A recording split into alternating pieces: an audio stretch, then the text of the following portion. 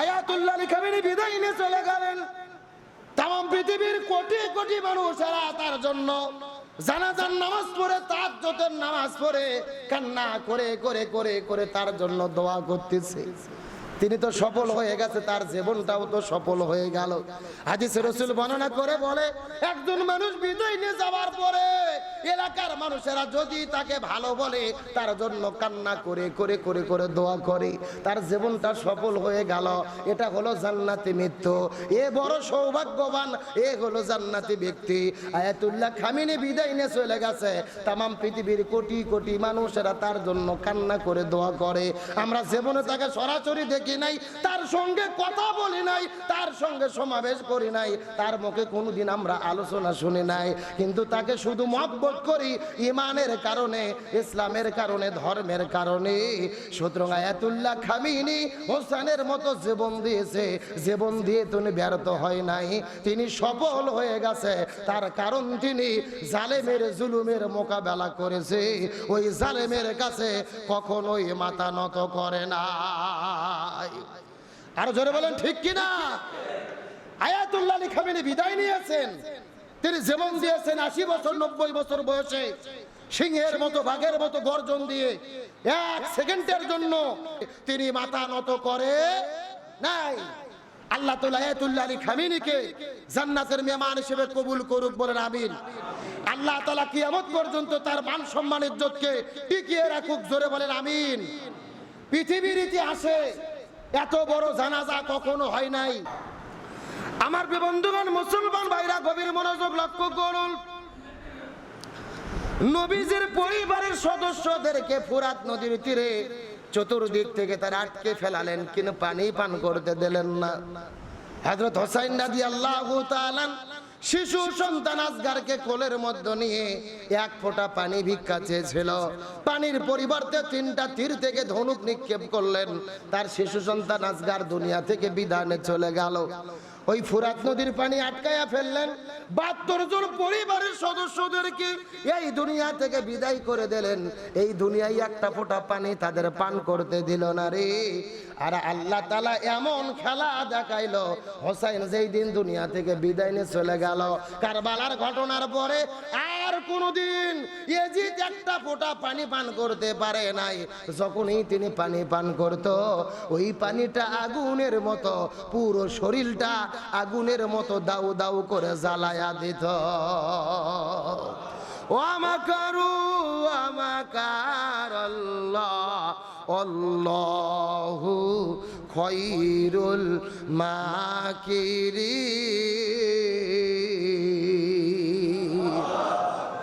আল্লাহ বলেন, তারা ষড়যন্ত্র করে, আমি আল্লাহ আমিও কৌশল অবলম্বন করি। কার কৌশল বিজয়ী হয়? আরো জোরে বলেন, তুনা কায়দা ওয়াকিদু কায়দা।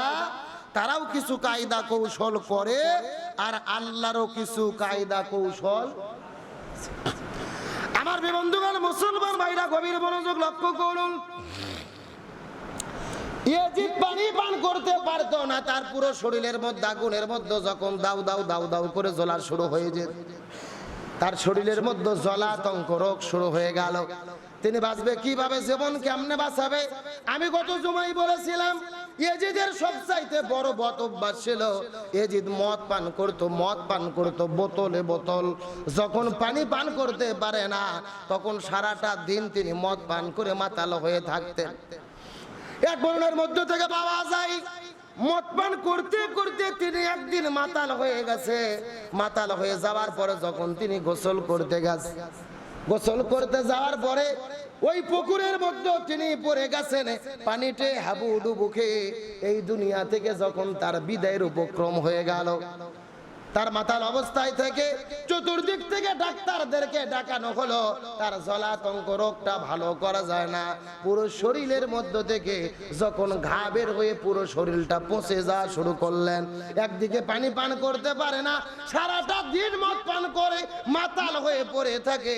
এইরকম একদিন মাতাল হয়ে থাকা অবস্থায় একটা ঘোড়ার পিঠে চড়ে যখন তিনি দৌড়ানো শুরু করলেন, ওই পাগলের মতো ঘোড়াকে এত জোরে তিনি তাড়া মেরে গেছে। জোরে জোরে দৌড়াইতে দৌড়াইতে ঘোড়া যখন দৌড়ানো শুরু করে দিলেন, ওই ঘোড়া দৌড়াইতে দৌড়াইতে যখন তিনি হঠাৎ করে একটা ঝাটকা মেরেছেন, ওই ঘোড়ার পিঠ থেকে মাতাল অবস্থায় এজিদ যখন নিচে পড়ে গেছে, ঘোড়ার পা তখন এজিদের উপরে পড়ে গেছে।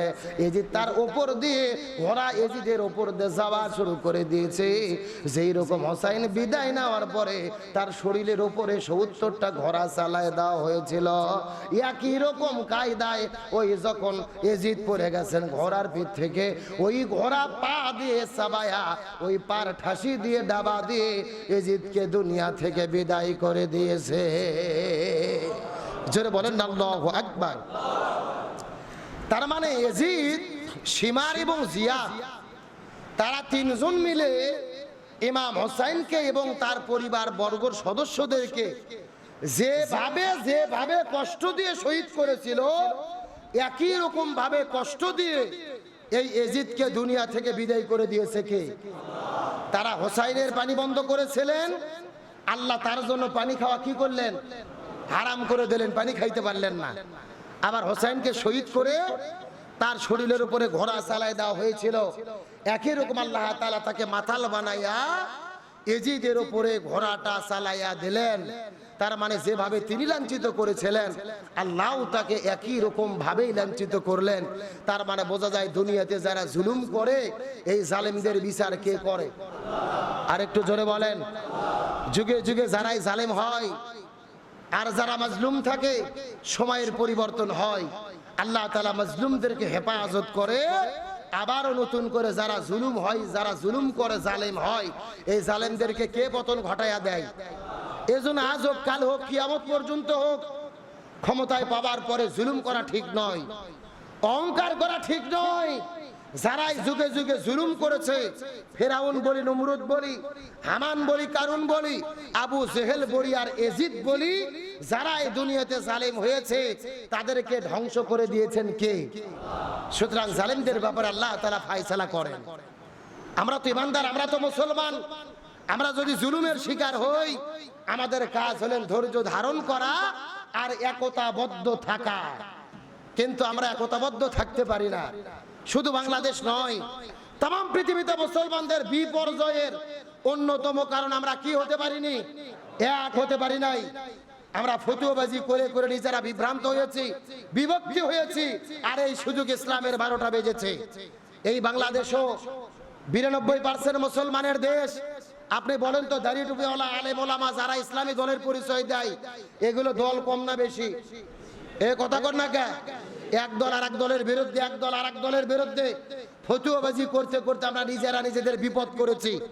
আল্লামা মামুনুল হক, যিনি অন্যায় অত্যাচারের শিকার হলেন, জুলুমের শিকার হলেন, আজকে তার বিরুদ্ধে ষড়যন্ত্র। গতকালকে তিনি বক্তব্য দিতে দিতে গিয়ে এমন ভাবে তিনি কান্না করেছে, যার কান্না দেখে আমি নিজেও কেঁদেছি, দেশের হাজারো তৌহিদি জনতা কেঁদেছে। সারা জীবন আমরা আল্লামা মামুনুল হকের হুঙ্কার শুনেছি, রক্ত গরম বক্তব্য শুনেছি, কিন্তু কতটা কষ্ট পেলে তিনি কাঁদতে পারে। গতকালকে কেঁদে কেঁদে তিনি ঘোষণা দিয়ে বক্তব্য দিলেন, আমাদেরকে দুর্বল করবেন না, আমাদের বিরুদ্ধে লাগবেন না, আমাদেরকে দুর্বল করার চেষ্টা করবেন না। তার কারণ জেনে রাখেন, দাড়ি টুপিওয়ালারা, ইসলামপন্থীরা যদি দুর্বল হয়, এই জমিনের ভেতরে ইসলাম কখনো নিরাপদ হতে পারে না।